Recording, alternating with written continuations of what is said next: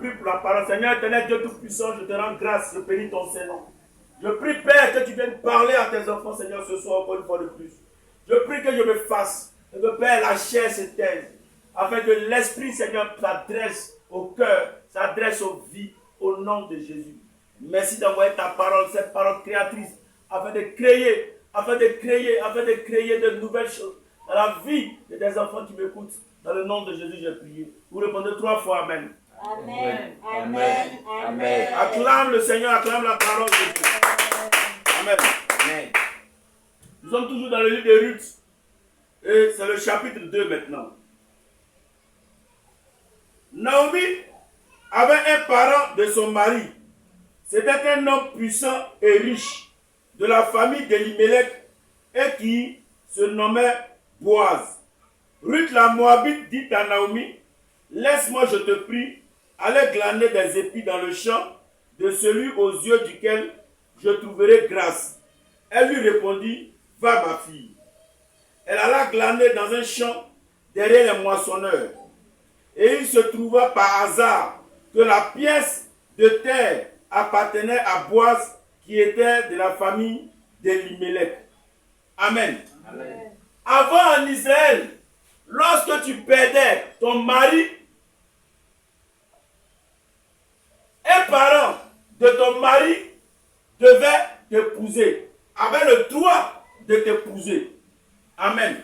Amen. Il peut te demander en mariage et t'épouser. Et nous avons vu dans le chapitre 1er du livre de Ruth que Naomi avait perdu son mari Elimelech quand ils étaient partis à Moab. Et que ses 2 fils sont morts. Et que c'était l'une des femmes de l'un de ses fils qui s'appelait Ruth qui l'a suivi jusqu'au pays d'Israël. Amen. Amen. Et arrivé là, il y a les parents du mari de Naomi qui étaient là. Et en Israël, Dieu avait institué une loi qui disait que comme il y a des pauvres, il y aurait des pauvres dans le peuple, quand toi, le riche, tu as planté ton, qu'on appelle ça, ton blé, ton orge dans ton champ, et que tu es en train de récolter, quand tu récoltes, il faut laisser, le pauvre va venir couper un peu, ce que tu laisses derrière là. Il va venir couper un peu. Maman, chez nous, à l'ouest, chez nous, à Mans, c'est de riz. Et quand tu coupes le riz, tu sais que tu ne peux pas tout couper, tu ne coupes pas tout. Il y a un peu qui reste derrière là. Voilà. Donc on permet aux pauvres de venir couper ça, même si ce n'est pas son champ. Mais Dieu dit, il faut les laisser faire ça. Amen. Amen. Parce que Dieu est un Dieu d'amour, il pense à tout le monde. Amen. Il dit, comme toi tu es riche, je sais que je vais te bénir. Il y a des gens que je vais bénir, ils seront riches. Mais il y a des gens aussi qui seront pauvres. Donc les pauvres là, ils peuvent venir couper ce que vous laissez derrière.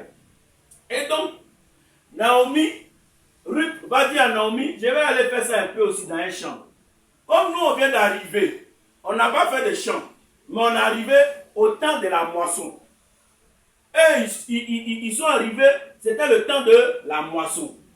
Amen. Amen. Et Dieu va leur faire profiter des choses aussi. Amen. Amen. Je déclare que Dieu te fasse profiter aussi des choses que toi tu n'as pas plantées au nom de Jésus. Amen. Amen. Et quand ils vont arriver, Naomi, Ruth va dire à Naomi, je vais aller glaner un peu aussi. Elle dit, il faut aller glaner. Et elle se va glaner.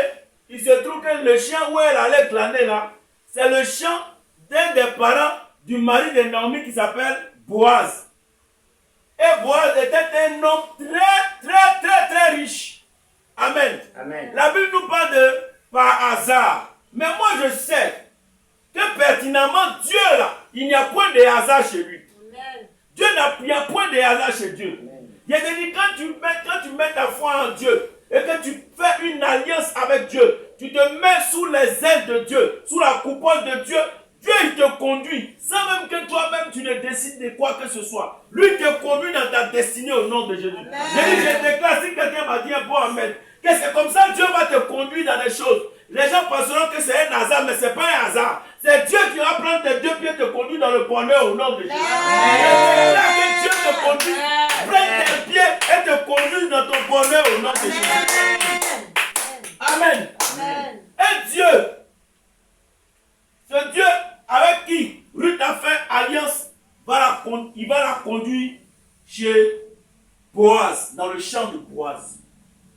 Le richissime Boaz. Chez nous ici on l'appelle un babaquet. Amen. Amen.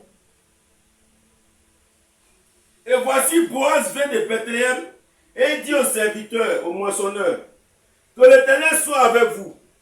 Il lui répondit, que l'Éternel te bénisse.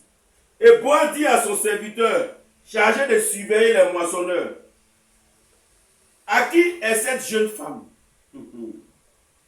Le serviteur chargé de surveiller les moissonneurs répondit, c'est une jeune femme moabite qui est venue avec Naomi du pays de Moab.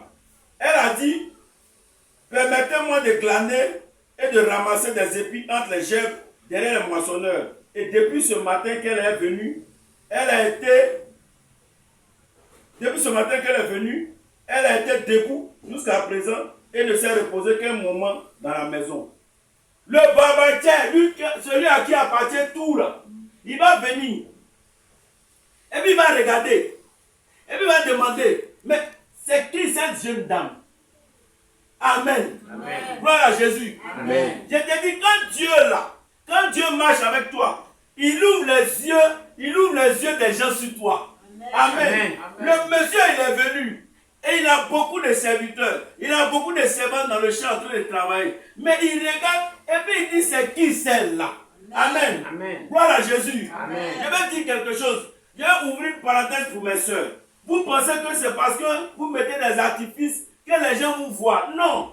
C'est pas parce que tu mets faux cheveux, faux cils, faux sourcils, faux, c'est pas, faux soutien, d'autres même maintenant faux fesses. Fausses fesses. C'est pas parce que tu es habillé en faux que les yeux des gens vont s'ouvrir sur toi. Amen. Je te dis, mets-toi en alliance avec ce Dieu. Et tu verras que lui, il va ouvrir les yeux des gens sur toi. Amen. C'est Dieu qui ouvre les yeux des gens sur toi. Je déclare que Dieu ouvre les yeux des gens sur toi au nom de Jésus. Les yeux des gens s'ouvrent maintenant sur toi au nom de Jésus. Si tu as dit un bon amen, tu reçois ça au nom de Jésus. Amen. Une jeune fille qui ne se même pas bien habillée, quelqu'un qui va au champ, est-ce que la personne se sape? On ne se sape pas pour aller au champ. Elle l'a habillée dans la tenue de champ. Tenue de champ, elle est partie en train de glaner derrière. Le boss même arrive, le boss dit, mais attends, c'est quelle fille qui est là? C'est quelle fille qui est là? Mais toi, le boss, tu as quel problème? Tu es venu au champ pour regarder tes travailleurs ou bien tu es venu regarder la fille qui est en train de glaner?